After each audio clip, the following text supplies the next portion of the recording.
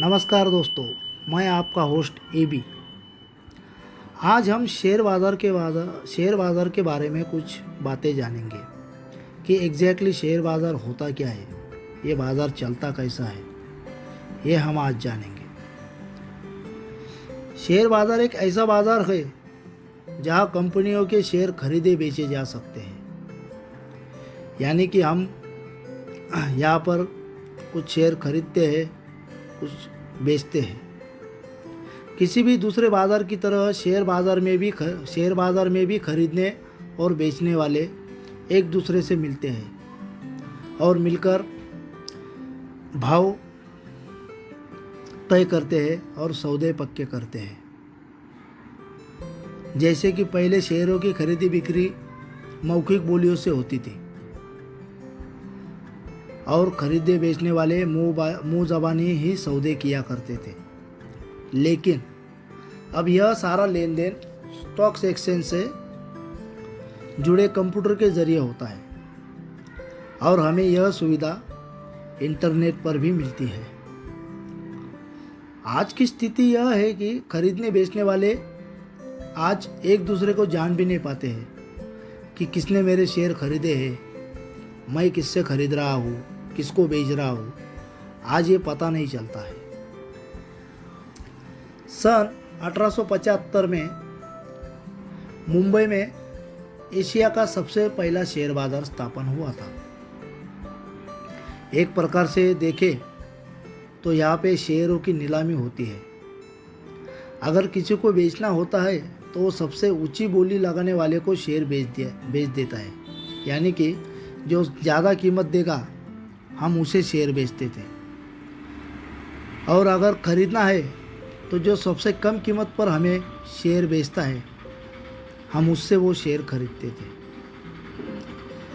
जैसे उसको शेयर मंडी बुलाते हैं। जैसे कि आज मुंबई में बॉम्बे स्टॉक एक्सचेंज या नेशनल स्टॉक एक्सचेंज, इस तरह की बोलियां लगाने के लिए आज हमें यह प्लेटफॉर्म है।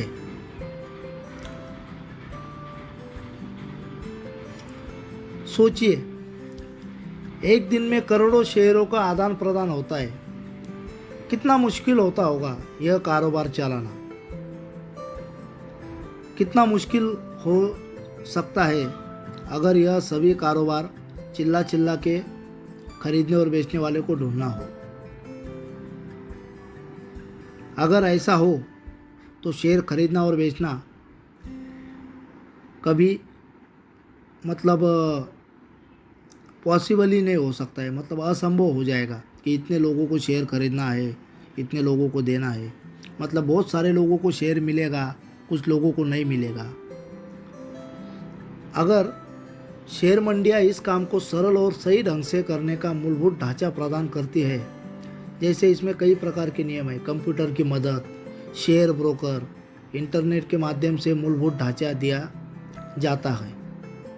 असल में शेयर बाज़ार एक बहुत ही सुविधाजनक सब्जी मंडी से ज़्यादा कुछ भी नहीं है, लेकिन इसमें काफ़ी सारी सुविधाएं हैं जिससे हम शेयर का आदान प्रदान कर सकते हैं। कुछ साल पहले तक बॉम्बे स्टॉक एक्सचेंज में सीधे खरीदो फरोख्त करनी पड़ती थी। पिछले कुछ सालों से कंप्यूटर और इंटरनेट के माध्यम से कोई भी घर बैठे शेयर्स को ऑनलाइन खरीद सकता है और बेच सकता है। सूचना क्रांति का ये एक उत्कृष्ट नमूना है। जो काम पहले कुछ पैसे वाले लोग ही कर सकते थे, अब एक आम आदमी भी शेयर खरीद सकता है, बेच सकता है। अभी हर एक को शेयर खरीदने और बेचने का मौका मिल रहा है। शेयर बाजार को दो वर्गों में बांटा जाता है, पहला प्राइमरी मार्केट और दूसरा सेकेंडरी मार्केट। अब ये प्राइमरी मार्केट क्या होता है? प्राइमरी मार्केट में कंपनियां स्टॉक एक्सचेंज में पहली बार सूचीबद्ध होती है और अपने शेयर जारी करती है। कंपनियां उनको IPO के नाम से बुलाती है। IPO मतलब इनिशियल पब्लिक ऑफरिंग के ज़रिए अपने शेयर पहली बार शेयर बाज़ार में इशू करती है और बाजार से पूंजी जुटाने का प्रयास करती है। मतलब आईपीओ रिलीज करके कंपनियां बाजार में उसका मार्केटिंग करके पैसे जुटाने का काम करती है। और सेकेंडरी मार्केट जो है वो एक्सचेंज ट्रेडर मार्केट भी कहते हैं। यह एक रेगुलर मार्केट होता है जहाँ पर कंपनियां अपने शेयर्स को रेगुलर बेसिस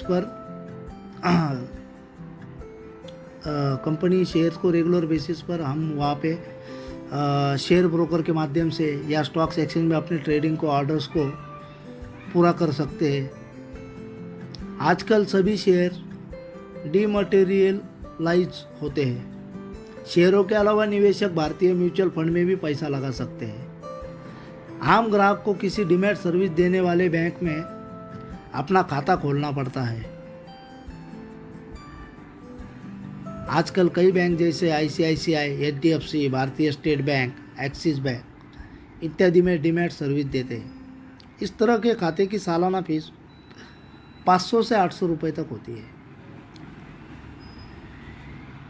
शेयर बाजार किसी भी विकसित देश की अर्थव्यवस्था का एक महत्वपूर्ण हिस्सा होता है। जिस तरह से किसी देश, गांव या शहर के विकास के लिए सड़कें, रेल, यातायात, बिजली, पानी सबसे ज़रूरी होते हैं, वैसे ही देश के विकास के लिए शेयर बाजार ज़रूरी है। उद्योग धंधों को चलाने के लिए कैपिटल चाहिए होता है। यह उन्हें शेयर बाजार से मिलता है। शेयर बाजार के माध्यम से हर आम आदमी बड़े से बड़े उद्योग में अपनी भागीदारी प्रदान कर सकता है। इस तरह की भागीदारी से वो बड़े उद्योगों में होने वाले मुनाफे में बराबर का हिस्सेदार बन सकता है। मान लीजिए, समझो, अगर किसी भी नागरिक को यह लगता है कि आने वाले समय में रिलायंस भारी मुनाफा कमाने वाली है, तो वह इस कंपनी के शेयर खरीद से इसके